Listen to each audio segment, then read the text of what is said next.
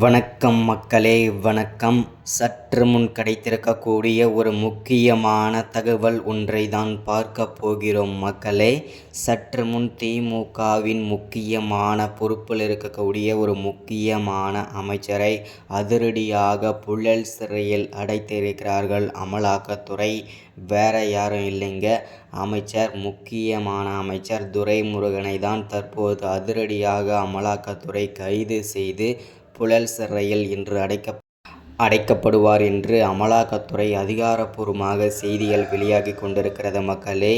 என்ன காரணத்திற்காக அமலாக்கத்துறையிடம் சிக்கியிருக்கிறார் அமைச்சர் துரைமுருகன், என்ன காரணத்திற்காக கைது செய்யப்படுகிறார் அப்படின்றத பற்றி தான் இந்த ஒரு காணொளியில் நம்ம தெளிவாகவும் துல்லியமாகவும் பார்க்க போகிறோம் மக்களே. அதற்கு முன்பாக நமது அரசியல் நியூஸ் சேனலுக்கு நீங்கள் புதிய பார்வையாளராக இருப்பதற்கு வாய்ப்புகள் நிறையவே இருக்கிறது மக்களே. முடிஞ்ச அளவுக்கு எல்லாரும் மறக்காமல் நமது அரசியல் நியூஸ் சேனலை சப்ஸ்கிரைப் பண்ண மறந்துடாதீங்க. சப்ஸ்கிரைப் பண்ண உடனேயே பக்கத்திலே ஒரு பெல் பட்டன் வரும், அதை கிளிக் பண்ணி ஆளுன்ற ஆப்ஷனில் போட்டு வச்சுக்கோங்க. தொடர்ந்து நம்ம வீடியோ போட்டோம்னா உங்களுக்கு நோட்டிஃபிகேஷன் வந்துடும், அதை பார்த்து தெரிஞ்சுக்க முடியும். இன்றைக்கான அரசியல் நியூஸ் என்ன, இன்றைக்கான அரசியல் அப்டேட் என்னன்றதை தெளிவாகவும் துல்லியமாகவும் நமது அரசியல் நியூஸ் சேனலில் நீங்கள் தெரிஞ்சுக்க முடியும் மக்களே. அது மட்டும் இல்லாமல் வீடியோ பார்க்குற ஒவ்வொருத்தரும் மறக்காமல் வீடியோவை லைக் பண்ணிவிடுங்க, மறக்காமல் வீடியோவை ஷேர் பண்ணிவிடுங்க. ஓகே, வாங்க வீடியோக்குள்ளே போகலாம். சற்று முன்பு கிடைத்திருக்கக்கூடிய ஒரு முக்கியமான பரபரப்பான தகவல் என்ன அப்படின்னு கேட்டிங்கனாக்க, சற்று முன்பு முக்கியமான அமைச்சராக இருக்கக்கூடிய அமைச்சர் துரைமுருகனை அதிரடியாக அமலாக்கத்துறை கைது செய்து இன்று புழல் சிறையில் அடைக்கப் போகிறார்கள் என்று செய்திகள் வெளியாகி கொண்டிருக்கிறது. இது உண்மை தகவல் தான்.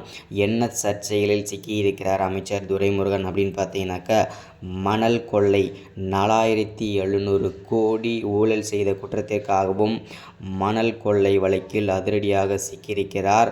இந்த வழக்கில்தான் அமைச்சர் துரைமுருகன் அதிரடியாக அமலாக்கத்துறையிடம் சிக்கிவிட்டார். இவரை அதிரடியாக அமலாக்கத்துறை கைது செய்து இன்று புழல் சிறையில் விசாரணை நடத்தி புழல் சிறையில் அடைக்கப் போகிறார்கள் என்று செய்திகள் வெளியாகி கொண்டிருக்கிறது மக்களே.